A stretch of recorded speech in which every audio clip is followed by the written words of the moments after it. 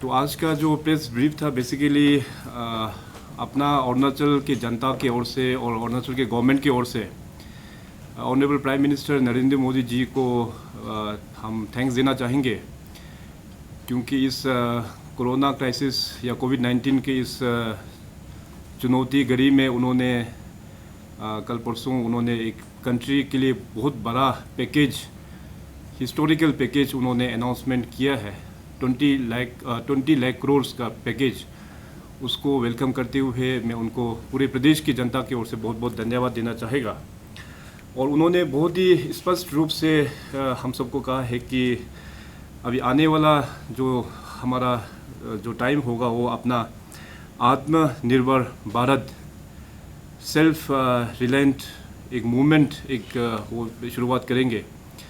हमें लगता है कि खास करके नॉर्थ ईस्ट के लिए और अरुणाचल के लिए आने वाला दिनों में इससे बहुत बेनिफिट मिलेगा। मैं भी बहुत सारा ओकेजन्स में हमेशा मैं यही कहता हूँ कि अपना अरुणाचल प्रदेश अपना ही पैरों में खड़ा होना बहुत ही ज़रूरी है। तो अभी इस आत्मनिर्भर भारत योजना के तहत आने वाला दिनों में हमारे खास करके यहाँ के जो एंटरप्रेनर्स हैं और जो लोग आने वाला दिनों में जो लोग बिज़नेस में जो लोग जाना चाहते हैं, उन सब के लिए इस योजना के तहत बहुत लाभ मिलने वाला है और एम्प्लॉयमेंट जनरेशन भी होगा।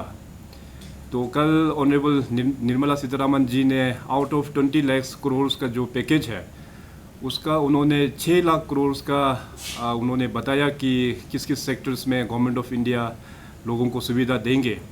और आज 4 बजे फिर उनका दोबारा प्रेस मीट है दिल्ली में, तो आज बाकी सेक्टर्स में किस किस सेक्टर्स में टच करेंगे। तो शायद 3-4 प्रेस कॉन्फ्रेंस के माध्यम से पूरा 20 लाख करोड़ जो पैकेज है उसका डिटेल हम लोगों को मिल जाएगा। तो इन डेप्थ तो फिलहाल मैं जा नहीं पाएगा, क्योंकि गवर्नमेंट ऑफ इंडिया से जो मॉडलिटीज़ है इसका वो आना बाकी है। तो जैसे गवर्नमेंट ऑफ इंडिया से क्लियर कट मॉडलिटीज़ जब आ जाएंगे इस पैकेज के बारे में, तो आप लोगों के माध्यम से मैं राज्य की जनता तक इस बात को हम लेके जाएंगे। देखिए, ये जो आपका जो प्रश्न जो पूछा है, खास करके ये कोविड-19 के चलते एक SOP जारी किया हुआ है कि सोशल डिस्टेंसिंग और ख़ास करके ऑनरेबल PM साहब 2 गज की दूरी को काफ़ी स्ट्रेस करता है। इसको रिलीजियसली अगर हम लोग प्रैक्टिस नहीं करेगा तो सबके लिए ख़तरा है। तो सरकार तो एक प्लेटफॉर्म होता है, एक मीडियम होता है लोगों तक इस जो भी हो सरकार का पॉलिसीज़ या उसको पहुंचाने के लिए, लेकिन निभाना तो लोगों को ही निभाना होता है। हमारा जो IPR डिपार्टमेंट है उन्होंने काफ़ी कोशिश किया है कि लोकलाइज वे में बहुत सारा वीडियोस वगैरह बनाने के लिए, ताकि लोगों का उसमें लोगों को ऑडियो विजुअल देखने से ज़्यादा समझ में आता है। तो इस तरह का प्रयास काफ़ी चल रहा है। उम्मीद करते हैं कि जितने भी जो लोग आज केयरलेस करके बैठा है उनका दिमाग में भी ये बात घुस जाए, क्योंकि एक बात बहुत क्लियर है इसमें कि ये कोविड का जो युद्ध है काफ़ी लंबा तक चलने वाला है और हम सब कोविड को रोकते हुए हम लोगों का जीवन आगे कैसे लेके जाना है ये बहुत महत्वपूर्ण है। और जितने भी जो SOPs जो दिया है उसको हम लोग अच्छे से पालन करना चाहिए।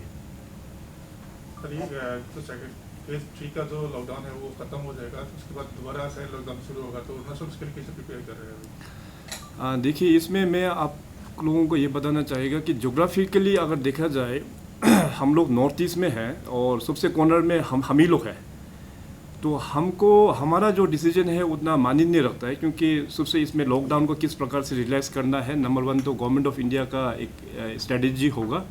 और ऑनरेबल प्राइम मिनिस्टर साहब का जो 5th टाइम चीफ मिनिस्टर्स का साथ में जब इंटरेक्शन हुआ वीडियो कॉन्फ्रेंसिंग के माध्यम से, तो ऑनरेबल PM साहब ने कहा है कि इस लॉकडाउन को कैसे ईज आउट करना है, हर एक राज्य को अपना अपना सजेशंस देने के लिए आई थिंक बाय 15 यानी कि कल तक, एंड बाय 17 जो next lockdown phase 4th phase होगा उसका अनाउंसमेंट किया जाएगा। तो मैं इसलिए बोल रहा हूँ क्योंकि गवर्नमेंट ऑफ इंडिया अभी देखिए कहीं भी हो मूवमेंट जो करना है, एयरक्राफ्ट गवर्नमेंट ऑफ इंडिया का कंट्रोल में है, रेलवेज गवर्नमेंट ऑफ इंडिया का कंट्रोल में है, और इसके अलावा बहुत सारा राज्य है बीच में। अरुणाचल पहुँचते अगर आप दिल्ली से चलते हैं तो बहुत सारा स्टेट पासिंग करके फिर आसाम को क्रॉस करके यहाँ आना है। तो उन लोगों का पॉलिसी के ऊपर में काफ़ी निर्भर होगा ये 4th लॉकडाउन किस प्रकार से होगा। इस बीच में आप सब ने भी देखा होगा कि लॉकडाउन 1 और लॉकडाउन 3 में बहुत सारा चेंजेस आप लोग ने भी देखा होगा। जो चीज़ लॉकडाउन 1 में था वो चीज़ जो लॉकडाउन 3 में नहीं था, क्योंकि धीरे धीरे उसको लिफ्ट कर रहा है। तो हमें ये आशा है कि लॉकडाउन 4 भी थोड़ा सा और भी ज़्यादा रिलैक्स होगा, क्योंकि थोड़ा देर पहले मैंने जो कहा है कि कोविड का साथ हम लोगों को जीना सीखना चाहिए और लाइफ को भी आगे बढ़ना है। तो इससे ये लगता है कि लॉकडाउन 4 में काफ़ी चीज़ ईज आउट होने का चांसेस है। इसमें अभी ऐसे देखिए, लॉकडाउन 1 से लेके लॉकडाउन 3 में बहुत सारा SOPs का भी चेंज होते रहता है, और मोड ऑफ ट्रांसपोर्ट भी भारत सरकार ने बाद में शुरुआत किया है। तो हम लोग अभी क्या कर रहे हैं कि एक चीज़ में क्लैरिफाई करना चाहेगा, जैसे मैंने पहले कहा कि बहुत सारा राज्य है कि डायरेक्टली जो स्टैंडर्ड लोगों को अपने राज्य में बुलाते हैं और उनको डायरेक्ट होम क्वारंटाइन में भेजते हैं। बट इसका जो फ्यूचर में जो इम्पैक्ट होगा हमको पता नहीं, ये कितना ठीक होगा अपना स्टेट या समाज के लिए। तो हम लोग ने जो निर्णय लिया है कि अपना अरुणाचली जो भी बाहर से आएंगे स्टेट में, उनको अपना रिस्पेक्टिव जगह में सेंट्रल क्वारंटाइन में हम लोग रखेंगे। तो सेंट्रल क्वारंटाइन का कैपेसिटी को देखते हुए हम लोग स्टैगर्ड वे में उन लोगों को लेके आना चाहता है अपना स्टेट में। वो सबका सुविधा के लिए है, सबका अपना सबका मतलब बेनिफिट के लिए ये डिसीजन हम लोग ने लिया है। अभी जो श्रमिक एक्सप्रेस गवर्नमेंट ऑफ इंडिया ने जो अनाउंसमेंट किया है और रेगुलर ट्रेन सर्विस जो डिब्रूगढ़ के लिए जो दिया है, तो उसमें जो टिकट मिलता है वो लोग तो यहाँ पे आ ही जाएंगे, उसको हम लोग मैनेज कर लेंगे। तो इसके अलावा अभी 17 का बाद में मोड ऑफ ट्रांसपोर्टेशन शायद भारत सरकार और भी रिलैक्स करने वाला है। और दूसरा बात मैं आप लोगों को ये भी अपडेट करना चाहेगा कि आज ही मेरा असम गवर्नमेंट के साथ में बात हुआ है, और असम गवर्नमेंट ने शायद 6-7 स्टेट्स को लेके वो लोग एक स्पेशल ट्रेन मंगाने का सोच रहा है अलग अलग स्टेट से। तो हमने रिक्वेस्ट किया है कि क्योंकि हमारे यहाँ पे लिमिटेड क्वारंटाइन फैसिलिटी होने के बावजूद हम लोग उसको स्टैगरिंग करके हम लोग लेके आना चाहता है, और जहाँ जहाँ अभी आसाम ट्रेन का अगर अप्रूवल होगा डेडिकेटेड फॉर आसाम, तो वहाँ में हम लोग एडिशनल 1 या 2 बोगी लगा के उसी राज्य से हम लोग अपने बच्चों को भी साथ साथ हम लोग लेके आएंगे। हाँ, अभी जहाँ तक जो MSME को खास करके सेल्फ रिलायंट में, तो अपना MSME को ही आपको बल देना होता है, सपोर्ट करना बहुत ज़रूरी होता है। तो अभी तक जो कल फाइनेंस मिनिस्टर मैडम ने जो अनाउंसमेंट किया है कि 3 लाख करोड़ उसमें MSME में और पंप इन करेंगे, तो उसमें कुल मिला के हमारा स्टेट में जो MSME सेक्टर में जो रजिस्टर्ड है, it is around 1713 registered MSME, और इसके अलावा अराउंड 40,000 बिजनेस ये एंटरप्राइजेस है, 40,000। तो आने वाला दिनों में इन लोगों को काफ़ी मदद होगा इसका कारण से। इसमें देखिए इसमें टेस्टिंग का अभी हम लोग स्टेट में जो चल रहा है वो 2 प्रकार का चल रहा है। एक तो है RT-PCR टेस्ट, वो चल रहा है, और दूसरा जो अभी रिसेंटली हम लोग ने स्टार्ट किया है वो TrueNet का जो टेस्टिंग जो मॉडल है। तो इसमें जो RT-PCR में काफ़ी टाइम लग जाता है। RT-PCR में वो कॉस्ट भी बहुत हाई है उसका। और ये TrueNet जो हम लोग ने कल परसों से जो स्टार्ट किया है, उसमें आपको एट द मोस्ट 1.5 आवर्स में टेस्ट रिजल्ट भी वहाँ पे आ जाता है। तो इसलिए रिसेंटली जो VC the honourable prime minister के साथ में मैंने इंसिस्ट किया कि स्टेट को TrueNet इक्विपमेंट्स और भी सुविधा यहाँ पे उपलब्ध ज़्यादा करने से ठीक है, क्योंकि इसमें फास्ट टेस्टिंग हो जाता है इसमें। अभी जहाँ तक स्टैगरिंग का बात है, आप सबको पता है कि जैसे गवर्नमेंट ऑफ इंडिया ने मूवमेंट को जो रिलैक्स कर दिया है, तो पहले हम लोगों का सैंपल जाता था, तेजपुर भी जाता था और डिब्रूगढ़ भी जाता है, अभी भी जाता है, इनफैक्ट अभी भी जा रहा है। तो क्या है कि आसाम का लोग अपना खुद वहाँ से आने का बाद आसाम का भी टेस्ट रेट जो है काफ़ी हाई हो गया, वर्कलोड काफ़ी बढ़ गया है आसाम में भी। तो उसी प्रकार से थोड़ा सा जो अभी यहाँ पे जो वेटिंग जो चल रहा है इसी के कारण से चल रहा है। मगर अभी हमारा जो ट्रिम्स में जो मशीन जो लगाया है RT-PCR का, उसमें हम लोग ने अभी नया टेक्नोलॉजी उसको जो लूपिंग कहते हैं ना, पुलिंग टेक्नोलॉजी हम लोग ने स्टार्ट किया है। Earlier it was just at the day सिर्फ 60 सैंपल्स को वो लोग ले पाता था, अभी एट वन गो 200 सैंपल वो लोग उसमें टेस्ट कर पाएंगे। तो ये हम लोग नया अभी इसमें अप्रूवल मिल गया है। मैं उस एंगल में जा रहा था सर, मैन पावर का काफ़ी कमी है जो हम लोग को रिपोर्ट मिला, उसके लिए मैं आपको पूछ रहा था। मैन पावर का ऑलरेडी, क्योंकि ये लेबोरेटरी वाला है और हर एक का बस के बात नहीं है, ऑलरेडी डिपार्टमेंट को निर्देश दिया हुआ है with in the existing system में अगर कोई लेबोरेटरी जिसमें ये RT-PCR टेस्ट का हो गया या इसमें ट्रू नेट का जो लोग क्वालिफाइड है उनको तुरंत ढूंढ के इस जॉब में लगाया जाए। और डिपार्टमेंट ऑलरेडी उसका तलाश कर दिया है। मैं अपडेट नहीं लिया, शायद लोग मिल भी गया होगा इसमें। और इसमें अगर डिपार्टमेंट का पास ना भी हो तो हम लोग एक्सीजेंसी केसेस में हम लोग बाहर में भी हो तो बाहर से भी हम लोग लेके आएंगे, इसमें इशू नहीं है। मैं बहुत क्लियरली मैं कहना चाहेगा कि हम लोग डेडिकेटेड ट्रेन अरुणाचल में हम लोग नहीं मंगाएंगे। इसलिए नहीं मंगाएंगे क्योंकि at one go we can't handle 1200 peoples at one go. क्योंकि ये मैंने पहले ही भी कहा है कि ये जो हम लोग स्टैगरिंग जो कर रहा है सबका सेफ्टी के लिए है, सबका सेफ्टी के लिए है, ताकि जो लोग बाहर से जो लोग आएंगे उन लोगों का भी सेफ्टी है। और ख़ास करके जो यहाँ पे लाखों अरुणाचलीस जो अपने स्टेट में अभी तक सुरक्षित है उन लोगों का सेफ्टी को नज़र रखते हुए हम लोग स्टैगर्ड वे में depending upon the quarantine facility का जो बेड्स है उसके ऊपर डिपेंड करके, इसलिए हम लोग special train dedicated to Arunachal हम लोग नहीं मांग रहा है और हम लोग मांगेंगे भी नहीं। आज में क्लियर कट में बताना चाहेगा। मगर साथ ही साथ ये भी हम कहना चाहेंगे कि जितने भी जो अरुणाचलीस जो स्टैंडर्ड है, जो लोग आने का इच्छा रखते हैं अपने स्टेट में आएंगे, डेफिनेटली जो लोग आना चाहता है उनको भी हम लोग यहाँ पे स्वागत करेंगे। और क्वारंटाइन बेड्स जैसे ही खाली होगा उन लोगों को भी वहाँ रख के जो टेस्ट मैंडेटरी है वो भी हम लोग करेंगे। इसका मतलब ये नहीं है कि जो अरुणाचली जो बाहर में फंसा है हम लोग बिल्कुल एक्सेप्ट नहीं करेंगे, ये बात बिल्कुल नहीं है। ये सबका सेफ्टी के लिए ये कदम उठाया है गवर्नमेंट ने। अभी मैंने सुबह ही अपना होम कमिश्नर ने जो आसाम का नोडल ऑफिसर है जो स्टेट का जो डील करते हैं तो उनको भी हम लोग ने ऑफिशियली एक लेटर लिखा है। और फर्दर फिर आसाम जिस राज्य में स्पेशल ट्रेन के लिए जो कन्वे किया है उस राज्य के साथ में हमारा रेस्पेक्टिव जो स्टेट जो कोऑर्डिनेटर्स है, जो ऑफिसर्स है, उन लोगों का माध्यम से ये कोऑर्डिनेट किया जाएगा उस ट्रेन बोगी लगाने में और लोगों को वहाँ पे अरुणाचलीस लोगों को जगह देने के लिए। और जो प्रश्न आपने उठाया है कि किसी का फ़ोन नंबर दिया है मगर कुछ रिस्पॉन्स नहीं आ रहा है, तो इसमें इनफैक्ट आई थिंक कुछ दिन पहले थोड़ा सा मीडिया से भी थोड़ा बहुत मिस हैंडल हो गया है। हमको ये नोटिफिकेशन 2 बार निकालना पड़ा है।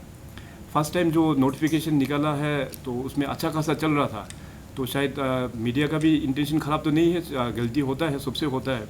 तो उसमें क्या कर दिया कि गवर्नमेंट ऑफ इंडिया और गवर्नमेंट ऑफ अरुणाचल को काट के पूरा नंबर्स जो है सोशल मीडिया में अपलोड चला गया और वो वायरल हो गया।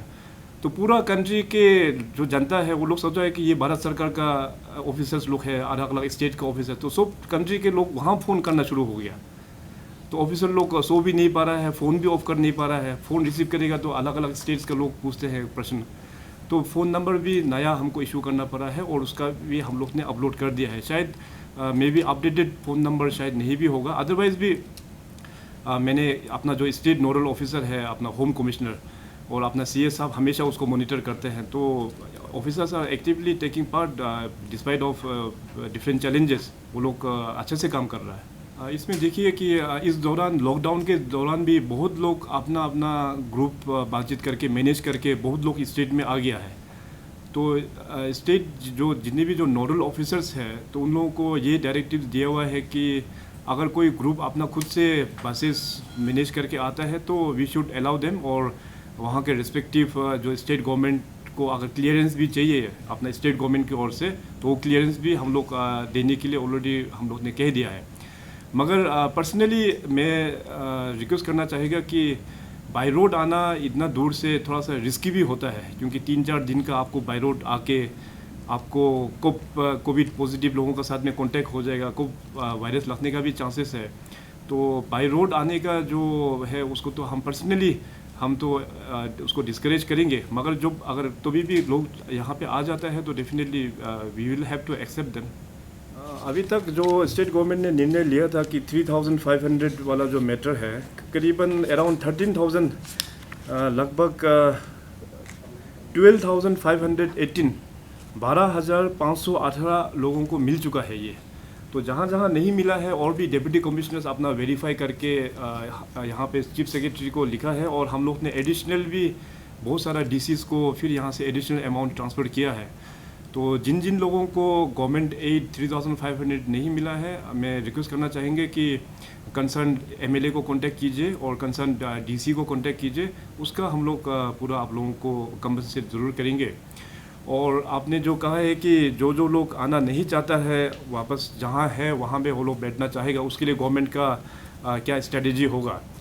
तो देखिए हम लोगों को बहुत क्लियर कट एक चीज़ ये जानना बहुत ज़रूरी है, दी वर्ड स्टैंडर्ड किसको बोलते हैं हम लोग। If you go by the literal meaning, standard तो उसको ही बोलते हैं कि जो कुछ काम के लिए गया और अचानक फंस गया, उसको एक्चुअली हम लोग स्टैंडर्ड कहते हैं। कोई लोग अगर मेडिकल में गया तो लॉकडाउन हो गया, दे आर स्टैंडर्ड। कोई लोग अपना कुछ बिजनेस काम के लिए गया, फंस गया, दे आर स्टैंडर्ड। तो देखेंगे कि बाय एंड लार्ज कोई लोग एम्प्लॉयज़ लोग भी होगा और मेजोरिटी स्टूडेंट्स बहुत है। तो इस तरह का जो केसेस को किस प्रकार से हम लोग मदद करना है वो बहुत जल्दी हम लोग कैबिनेट में डिस्कस करके हम लोग एक वे आउट ढूंढने का कोशिश करेंगे। बाय एंड लार्ज देखिए अभी डेफिनेटली आगे का दिनों में जो फाइनेंशियल कंडीशंस है थोड़ा हार्डशिप हम लोगों को मिलेगा, ये हम लोगों का तय है।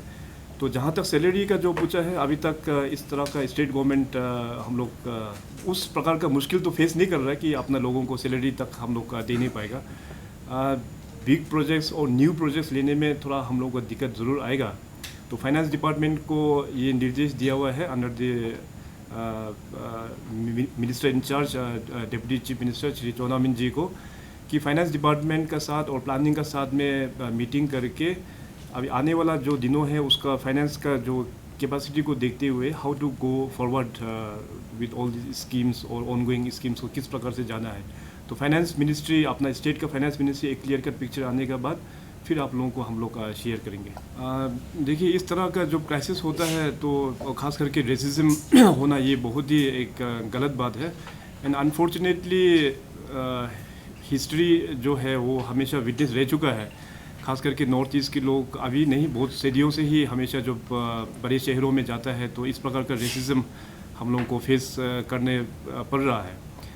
मगर पीएम नरेंद्र मोदी साहब ने नॉर्थ ईस्ट का आउटलुक ही चेंज किया है। उनके टाइम में ये जो रेसिज्म का काफ़ी कंट्रोल में आ गया था और काफ़ी डाउन भी हो गया।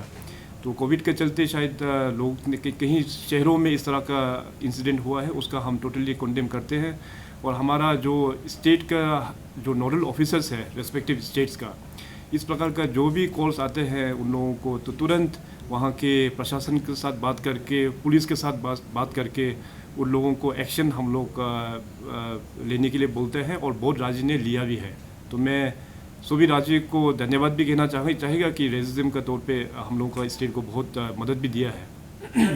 माइग्रेंट लेबरर्स का स्टेटस क्या है अभी?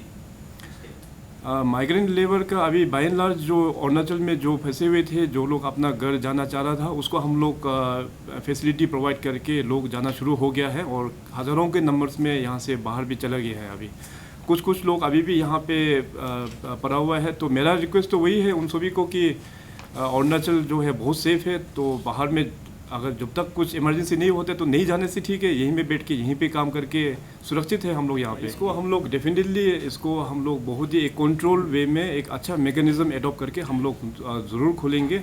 गवर्नमेंट का प्रायोरिटी ये है कि पहले जो लोग बाहर में स्टैंडर्ड है एक बार वो लोग वापस आ जाए, अपना अरुणाचलीस लोग आने के बाद सबका टेस्टिंग वगैरह होके सब लोग घर चले जाए। इसके बाद हम लोग ILP का जो रिजिम है उसको ऑलरेडी मैंने कहा है कि एक नया ढांचा तैयार करने के लिए होम डिपार्टमेंट को कमिश्नर होम के चेयरमैनशिप में एक कमेटी फॉर्म किया है। वो लोग अभी नया ILP मॉडल्स किस प्रकार से होगा वो लोग एग्जामिन चल रहा है। लेकिन प्रायोरिटी ये है कि जब तक अरुणाचलीस लोग वापस नहीं आएंगे हम लोग ILP अभी फ़िलहाल नहीं खोलेंगे। क्योंकि अब बहुत सारे डेटाज आ रहे हैं, बहुत सारे फैक्ट्स की अपडेट की ज़रूरत है। डिस्ट्रिक्ट वाइज सारे डेटा कलेक्ट करना भी मतलब हमारे लिए भी और स्टेट नोडल ऑफिसर के पास आते ही हों, क्या वहाँ से रेगुलरली एक प्रेस स्टेटमेंट इशू हो सकता है जिससे कि इन तमाम सारे डेटास में जो है कंफ्यूजन ना हो, कहाँ कौन आ गया, किस क्वारंटीन सेंटर में कौन है, या क्या स्टेप्स लिए गए, एनीथिंग लाइक?